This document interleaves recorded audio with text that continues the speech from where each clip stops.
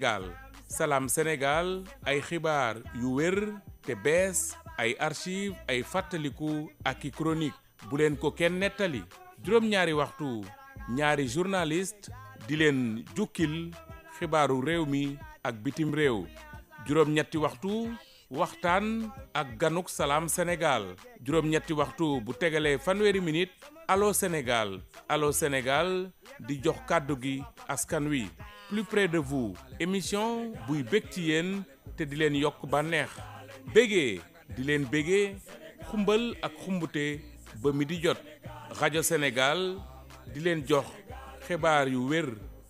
voilà jërë ngeen jëf ci seen ànd ak ñun rajo Sénégal yegg si nañ ci pàcc bi ñoo dalalee sunu gan le grand entretien mi ngi Maham Ndiaye nuyu naa la. maa ngi lay fay Arona Diouf di nuyu également tous les auditeurs de radio Sénégal la radio de tous les Sénégalais du nuyu itam suñu gan tey muy Ndeye Aminata Dieng Potin moom mooy conseillère bu directeur général bu RTS. doon vice coordinatrice tamit team CAN ñu am mbégte di ànd ak yow tey si waxtaan bi. jërëjëf Migui ñu ngi lay nuyu di la fay bu baax di nuyu Arona di nuyu auditeur rajo Sénégal yëpp. alors tey waxtaan bi mi ngi jëm si RTS ak Coupe d'Afrique des Nations naka ngeen di organiser woo yan initiative moom moo am mais laaj bi njëkk bi mooy naka nga dundee démb victoire bi nga xam ni Sénégal am na ko. merci Migui victoire bi xanaa kontaan rek yomb na yombul c'était le premier match de l'équipe nationale donc ñun ñëpp ñu ngi woon au niveau du village de la CAN suñu quartier général on va dire et franchement ak public bi fa ñëwoon sur le site commune nañ bokk nañ ñëw victoire bi tiitoon nañ un peu mais in fine ñun ñëpp kontaan nañu. alors soo xoolee équipe nationale bu Sénégal ak Pape Thiaw bile est-ce que am nga yaakaar ni ñi nga seetaan démb mun nañ dem ba si càppaandaw ba. waaw mi ngi loolu lu ma la ciy wax mooy c'est vrai maa ngi ci team CAN bi waaye football xamuma ci dara. mais am nga si yaakaar. loolu mooy paradoxe bi. oui mais maintenant yaakaar bi évidemment comme tous les Sénégalais ñu ngi leen di ñaanal ñi ngi teg ay actions yi tax public bi yépp Sénégalais yëpp fédéré autour de la RTS autour de l'équipe pour vraiment suñ deuxième étoile bi ñu am ko incha allah. incha allah alors ngir nag gunge Lions yi pour ñu am seen deuxième étoile boobule. RTS dafa ñëw ab xar kanam bu yees est-ce que mun nga ñu dikkaat ci programme bi nga xam ni. moom la RTS proposé cette année pour la CAN. waaw évidemment ni ngeen ko xamee RTS ak les événements sportifs yàgg na donc village de la CAN bi du nouveauté sax pour ñun wax dëgg yàlla teg nañ ko fi plusieurs fois que mu nekk ci période CAN ak période mondiale mais cette année dafa am vraiment innovation yi nga xam ne comité CAN bi ñoom ñoo ko proposé directeur général validé ko ñu ànd ci ak suñu collègue yëpp teg ko muy benn touche vraiment sociale benn touche sociale bi nga xam ne mooy suñu coup de cœur en tout cas comité CAN bi yëpp mooy suñu coup de cœur donc tey incha allah ñi ngi préparé def Noël pour tous ñu invité ci xale yi nga xam ne dañu am mobilité réduite mais en même temps ñu am des vulnérabilités familiales et tout ça donc loolu tamit bokk na ci innovation phare yu RTS ñu démarré ak une cérémonie de lancement depuis le 29 novembre ensuite cérémonie ouverture du village pour en même temps que la CAF ñun tamit ñu def suñu ouverture du village bi donc tey ñu koy jël jéego par jéego tey activité bi bu jàllee incha allah d'ici quelques jours da ngeen gis benn défilé bu ñuy proposer Sénégalais yi quand même mu nekk ouverture pour les créateurs. Et puis des journées don de sang démb déjà le centre national transfusion sanguine mi ngi woon ci site bi donc ñoom aussi mën nañu récolter nañ pas mal de poches aussi ñu am fa espace santé ak CNLS PNT PNLP ñi nga xam ne ñooñu aussi dañuy profiter ci événement bi pour mën a def de la sensibilisation. Vraiment en termes d'innovation cette année bari na mu nekk un programme ambitieux. Heureusement comité bi lépp lu mu teg wax dëgg yàlla suñu collègues yi ñoom ñoo ci jàpp parce que peut-être que idée yi ñun ñoo koy am avec le directeur général mais ci exécution bi suñu collègues yi ñoom ñoo ciy jàpp ba mën a formaliser loolu. alors yaa ngi koy tudd léegi village bi. Sénégalais yi ñi ngi teewlu am na ñi nga xam ne xamaguñu lan lay tekki dëgg-dëgg lan lay signifier loolu. village bi bañ koy démarrer mën nañu wax bu ma remonter sax depuis 2018 dañ ne du ñu ñu def fan zone ñëw teg écran ak ay chaises ñu seetaan dem dañuy profiter ci l'opportunité pour permettre aussi à nos partenaires ñoom aussi ñu mën a dérouler seen programme mën a waxtaan ak sénégalais yi ñun tam RTS comme dañu am mission quand même de service public ñu profiter yéen waa rajo vous êtes au niveau du village nit ñi gën leen xam kan mooy Arouna xam kan mooy Migi ak ñu nekk ci village bi yëpp vraiment ci esprit boobu la ñu tegee village de la Kane mais activité yi yamul rek ci village bi parce que boo gisee par exemple ci côté corniche bi am nañ fa yeneen 2 fan zone benn fan zone bi daanaka dañ ko dédié aux étudiants quand même pour que mu nekk à proximité de l'université mu nekk IFAN beneen bi place du souvenir tamit yeneen partenaire nekk fa mu nekk benn espace bu chic aussi bi nga xam ne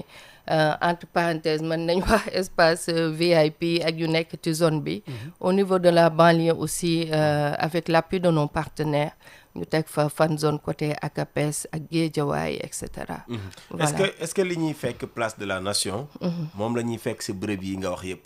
waaw dafay jafe parce que comme je l'ai expliqué tantôt c'est un programme vraiment ambitieux la preuve chaque fin de journée mën nañ wax ne fa la ñuy toog di redresser waat di xool ba xam plan A buñ tegoon mën nañ ko dem wala ñu créer un plan B donc loolu moo tax cette année quand même au niveau de la place de Nation rek lañ aménagé ce village là mais nous avons comme ambition ci les éditions yi di ñëw incha allah ci yeneen zones yi ñu évoqué si l'espace aussi le permet hein, parce que au niveau de l'IFAN quand même espace boobu dafa xaw a yem donc ay stand partenaire rek lañ fa mën a teg danañ gën a yaatal village bi peut-être au niveau de la banlieue aménager benn espace gën ko yaatal à l'image de la place de la Nation. alors madame Potan yaa ngi koy wax sànq village Kane bi obélisque waaye tamit écran géant wax nga ACAPES Guédiawaye région yi lan mooy seen wàll ci programme. waaw dëgg na merci beaucoup Arona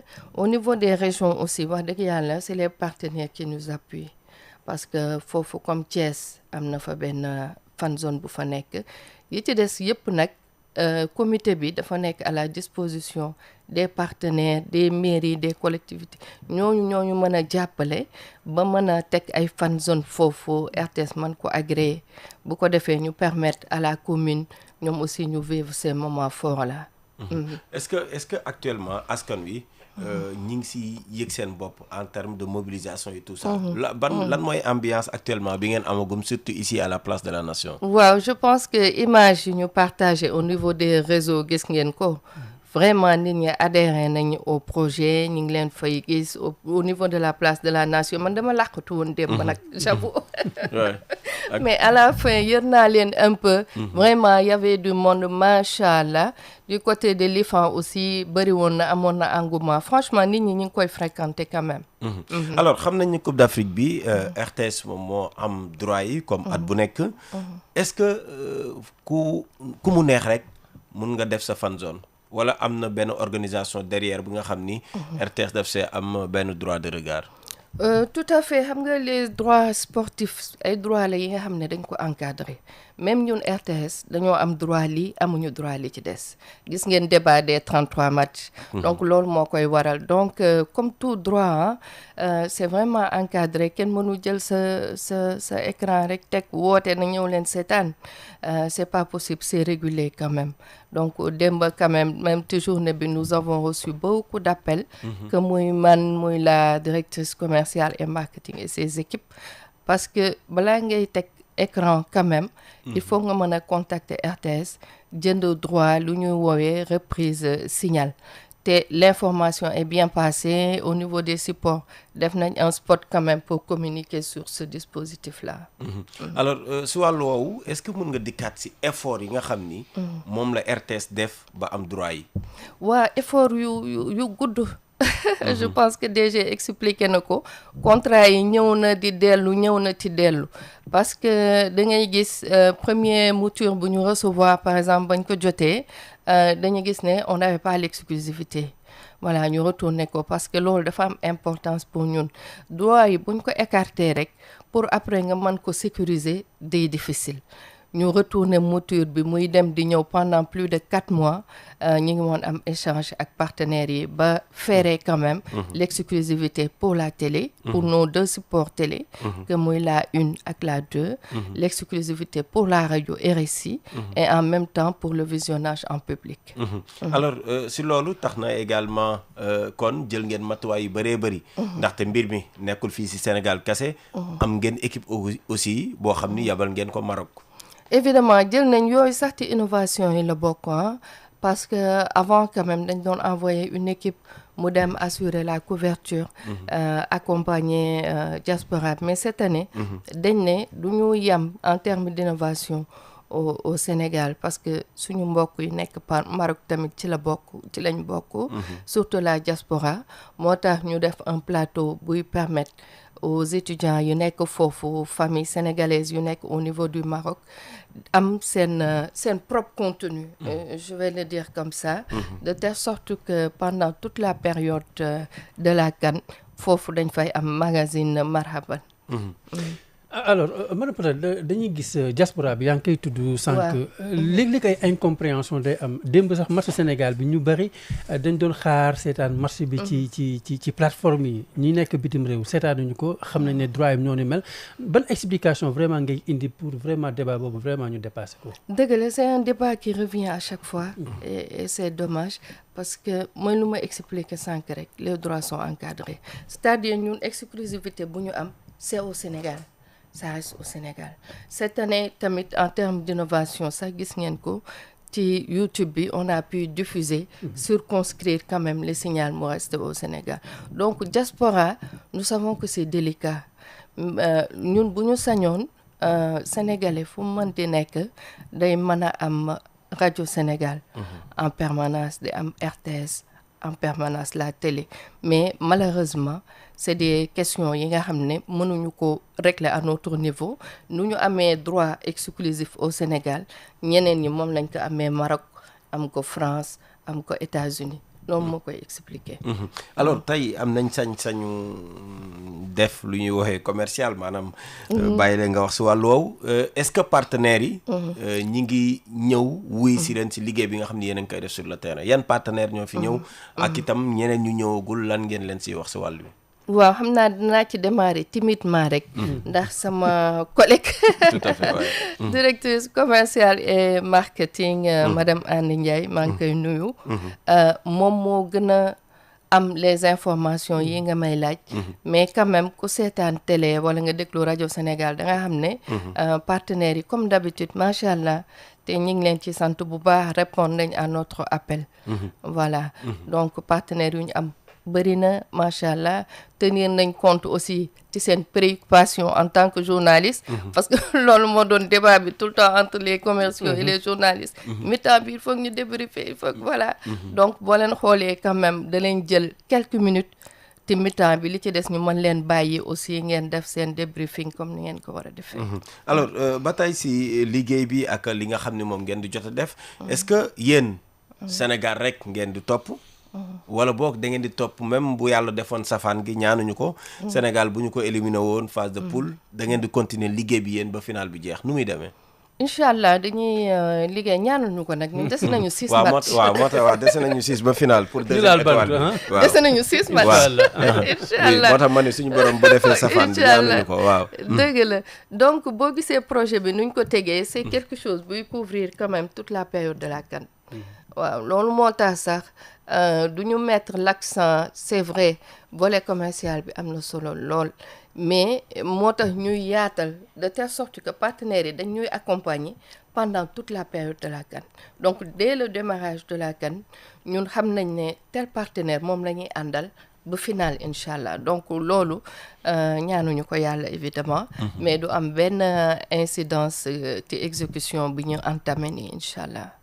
Alors xam nañ ni dafa CAN bi dafa am aussi beneen particularité mooy dafa tombeek fin d'année bi te ku ni fin d'année sa xel day dem si fête xale yaa ngi vacances est-ce que bàyyi ngeen xel lool ba nga xam ni di ngeen mën a tax ba ñiy seetaan si également mën a am mbégte aussi sur place si lañ fay fekk. Tout à fait bàyyi nañ ko xel bu baax boo xoolee pratiquement hier def nañ benn concert aussi juste après match Sénégal bi jour ouverture bi def nañ concert. ndaxte ñëwoon na. parce que wala mujjul ñëw Arona moo ñu si topp fan yëpp ndaxte. xelal Diouf ndaxte vraiment waaw ndaxte day ñëw. waaw ndaxte Mia Guissé aussi day ñëw. suivez mon regard. Ouais. donc dina am ay artistes yi fay ñëw culture locale bi aussi dañ koy may doole foofu. waaw culture bi dañ koy may doole bu baax macha allah dañ koy may doole artistes yi pratiquement palette bu yaatu la. palette bu yaatu la et c'est pas fermé. c'est-à-dire artistes yi aujourd'hui il faut ñu xam ne lii ñu teg pour ñoom la.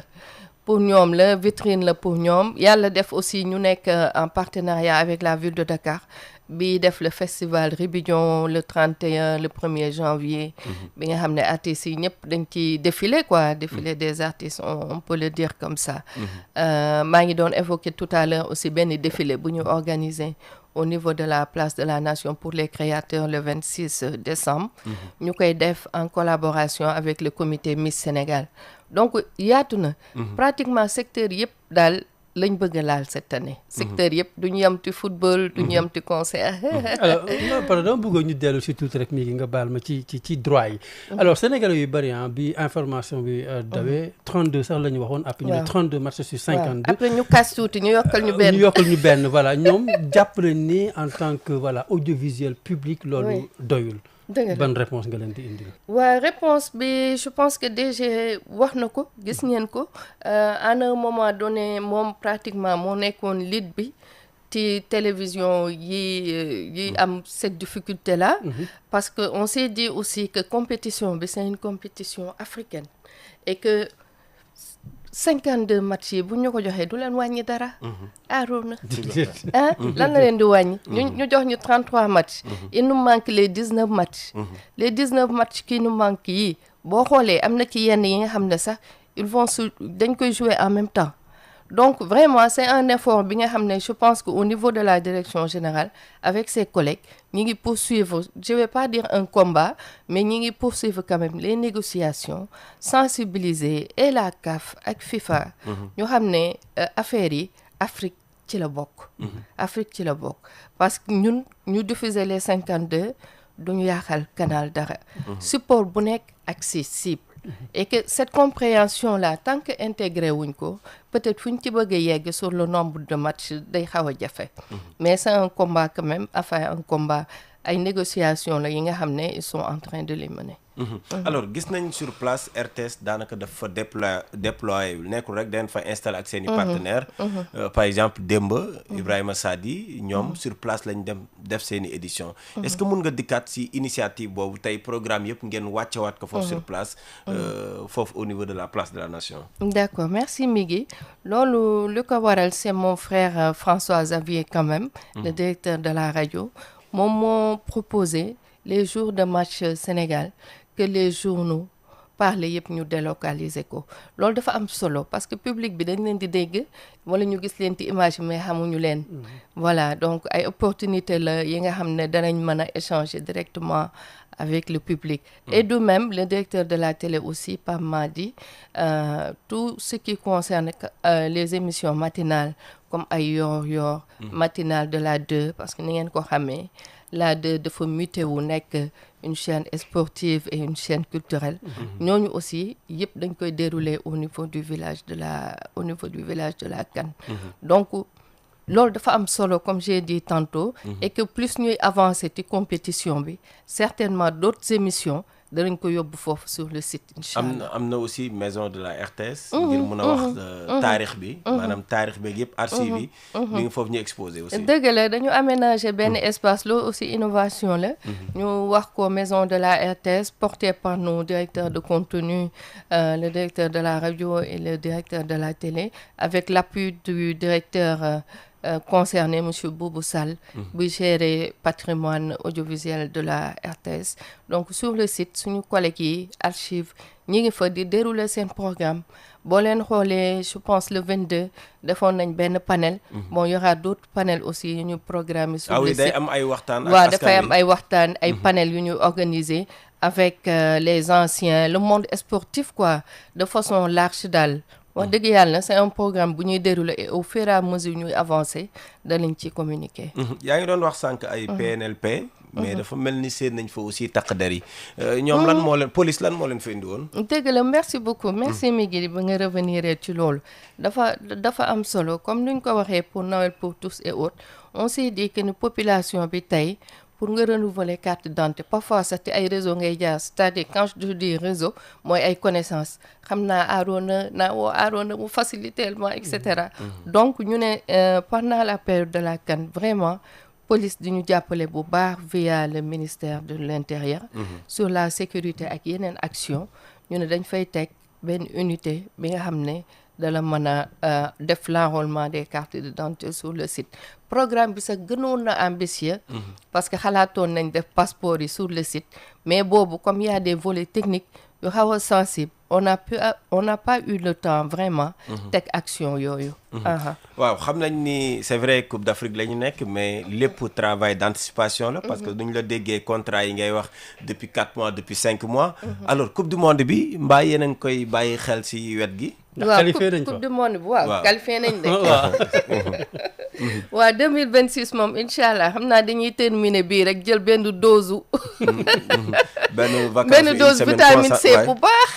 daal di entamer incha allah 2026 parce que am nañ le mondial. am nañ JOJ yi ñëw. mondial bi je crois au mois de juin là si je me trompe pas. donc dañuy terminer bii rek incha allah. def break d'une semaine commencé waat. xool lu baax ti bii ñu téye ko lu ñuy jooyanti nuñ koy waxee. waaw sëñ xaalis dala ma kii de sëñ xaalis ñu jooyanti ko waaw ñu jooyanti ko defar ko bu baax pour que mondial bi ñu mën a dérouler comme nuñ ko bëggee incha allah. donc la RTS sera au cœur de ces événements sportifs surtout bi nga xam ni dañ ko war a dalal fii ci Sénégal muy compétition olympique bi. incha allah boobu tamit avancé nañ ci bu baax a baax. mën nañ wax ne sax dañ ci doon liggéey en même temps que la CAN mais boobu aussi incha allah je pense que d'ici quelques moments. dalañ ci def une communication fekk nañu finaliser lépp. alors Arona le temps que tey jii ñuy jàll peut-être ci kàllaamay nasaraan ak suñu gan. bi laaj bi mujj bi mooy. kon tey jii lan mooy yóbbal bi. yóbbal bi nga xam ni moom moo jëm ci askan wi moom moo jëm ci partenaires yi par rapport ak initiative yëpp nga xam ni RTS daal na koy teg. waaw yóbbal bi de mooy ñu invité leen rek. ci village de la CAN bi nekk place de la nation bu fekkee ne moo leen gën a jege.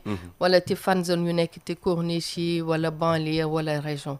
te tamit RTS n'est pas fermé da ngeen di ubbi seen antenne tout le temps bu ñu amee ay retours yu ñuy defal en termes d'innovation aussi nous sommes preneurs.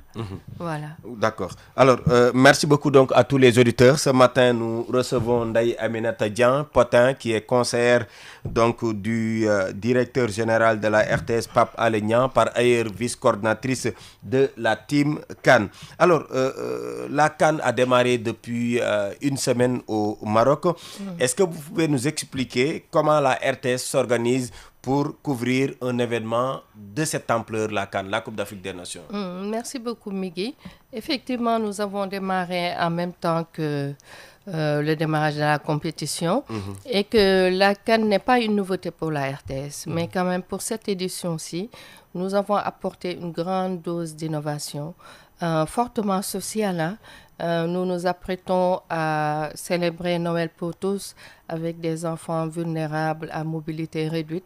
Et voilà, donc après ce programme-là, d'autres vont suivre, comme le défilé que nous comptons organiser le 26 décembre. Comme nous sommes également en période de fête, nous prévoyons des concerts et en partenariat avec la ville de Dakar, nous allons célébrer au niveau de la place de la Nation le festival Ribidjon. Donc pas mal d'actions que nous avons concoctées pour les auditeurs et le public sénégalais. Alors, quelles sont les activités qui ont été déroulées depuis le début? Parce que nous avons vu la présence de la police, nous avons vu également le PNLP, entre autres, de même que le Centre national de transfusion sanguine. Est-ce que vous pouvez revenir sur ces activités déjà déroulées? Tout à fait, et c'est toujours en cours aussi, hein, parce qu'au niveau de la place de la Nation, la police, ils ont un stand sur le site et ils sont en train d'effectuer l'enrôlement des cartes d'identité sur le site. PNLP, il y a également CNLS et le centre de transfusion sanguine, ils ont tous des stands. Ils vont mener des opérations de sensibilisation à l'endroit du public. Voilà. Alors, les activités restent concentrées ici au niveau de la place de la Nation, ou bien vous avez également prévu d'organiser d'autres activités dans d'autres lieux ici à Dakar et à l'intérieur du pays? Pas du tout, parce qu'en plus de la place de la Nation, nous avons d'autres fan zones. Sur la Corniche, on compte 2 fan zones. Une fan zone pour les étudiants en face de l'université IFA. Une autre fan zone au niveau de la place du Souvenir. Voilà, au niveau des régions aussi, avec l'appui de nos partenaires, nous avons mis en place des fan zones au niveau de Thiès, Joal, etc. Au niveau de la banlieue aussi, à Capes, etc. Et comme vous le savez, à Tanger, nous avons une équipe sur place qui vont faire des plateaux pendant toute la période de la CAN. Et pour ces fan zones, comment ça se passe? Est-ce que un Migui peut se lever dans son quartier et installer une grande télévision et inviter tout le monde à regarder les matchs du Non, Sénégal? malheureusement, parce que comme je l'ai dit tantôt, les droits sont encadrés en fait. Et que la RTS a acquis le droit qu'on appelle visionnage en public. Donc, on invite toute personne qui souhaite aménager un fan zone, et c'est valable aussi pour les restaurants, tous lieux publics en tout cas, de se rapprocher de la direction commerciale et marketing pour avoir l'agrément. Voilà. Alors, pour le programme également de la RTS, on a vu hier, par exemple, la grande édition, le top de 13 heures de Ibrahima Sadi, entre autres. Ces éditions ont été organisées sur place. Comment vous avez fait? Oui, c'est une initiative du directeur de la radio et c'est pareil d'ailleurs pour la télé. On s'est dit, en tout cas pour les matchs du Sénégal, que ce serait intéressant de délocaliser des émissions phares de la radio comme de la télé. Donc hier, comme vous le dites, nous avons accueilli Sadi. L'équipe de la radio, entre parenthèses, est sur le site pendant toute la période. Le programme, ouais. Voilà, pendant toute la période de la CAN, et on va continuer dans cette dynamique-là. Alors, au Maroc également, il y a une équipe, vous l'avez rappelé tout à l'heure, il y a une équipe au niveau de la radio, le digital, la télévision également. Il y a d'autres activités également qui sont en ligne de mire, la Coupe du Monde, la compétition olympique. Comment la RTS prévoit, la couverture, prépare la couverture de ces grands événements sportifs? Tout à fait, vous avez raison, Maggie. 2026 risque d'être chaud. Ouais. Voilà, parce qu'il y a le mondial qui arrive, également les JOJ. Et comme nous sommes en train de le faire, à la fin de cette campagne, nous allons nous asseoir, voilà, voir les points forts, essayer de les consolider. Et pour les autres aussi, essayer de redresser et d'intégrer d'autres innovations. Voilà. Alors, vous êtes à la place de la Nation pour finir. Vous y êtes seulement pour accompagner les Lions du Sénégal, ou bien c'est une activité prévue pour toute la durée de la CAN? Ce sera pour toute la durée de la CAN, même si nous savons que pour le Sénégal quand même, il nous reste 6 matchs à jouer. Je confirme. Il faut bien le dire. Il nous reste 6 matchs à jouer. Bon, on reste au niveau de la place de la Nation pendant toute la période de la CAN. Et il y a des activités qui sont prévues, comme je l'ai dit tantôt. Et au fur et à mesure qu'on avance, nous allons communiquer sur ces activités-là. Et le public a répondu à votre appel? Tout à fait. Bon, vous avez vu les images. Le public a adhéré à notre projet au niveau de la place de Nation, comme les autres fan zones aussi. Et que voilà, on les remercie pour cette confiance, de même que les partenaires. Oui, et comment vous avez trouvé l'équipe nationale du Sénégal hier pour sa première sortie contre le Botswana? Alors, j'ai eu peur. J'ai eu peur. J'avoue que je n'ai pas regardé le match, mais j'écoutais les cris. Des supporters. Voilà, j'écoutais les cris et j'ai vu quand même votre directeur danser, ça, il faut le dire. Oui. J'espère que vous avez les vidéos, parce que... bon, je vais chercher. Oui, pour la fin d'année, nous avons besoin. Les best-of. Oui, effectivement. Et si vous étiez à la place de Pape Thiaw, quel serait votre discours en 3 mots? Pape Thiaw... Si vous étiez à sa place, les Lions sont en face de vous. Question colle, hein? Ouais. Okay. Alors, qu'est-ce qu'on va dire? On va juste dire, allez, vous avez le peuple à côté de vous, derrière vous, devant vous. Nous comptons sur vous, vraiment, pour accueillir notre 2e étoile. Voilà. Merci beaucoup, en route donc pour cette deuxième étoile Arouna Diouf. merci beaucoup jërëjëf. merci beaucoup Arona. jërëjëf Ndeye Aminata Dieng Potin conseiller DG nekk ki ñu toftal ci team CAN bi alors li ñu waxtaan ak sunu gan dañuy may Oulaye Kane toog bi ubbi leen buumu jokkoo bi yéen mbokk auditeurs yi ngeen mën a réagir ci li ñu waxtaanee ak moom Salam Sénégal xam ngeen ko suba à férié le 6h ba 7h dina ànd ak yéen incha allah. salaamaaleykum Sénégal ngi maaleykum salaam Sénégal ngi nanga def sawa Sénégal ngi maa ngi fi c'est ça Sénégal ngi salaam Radio Sénégal fait sa musique.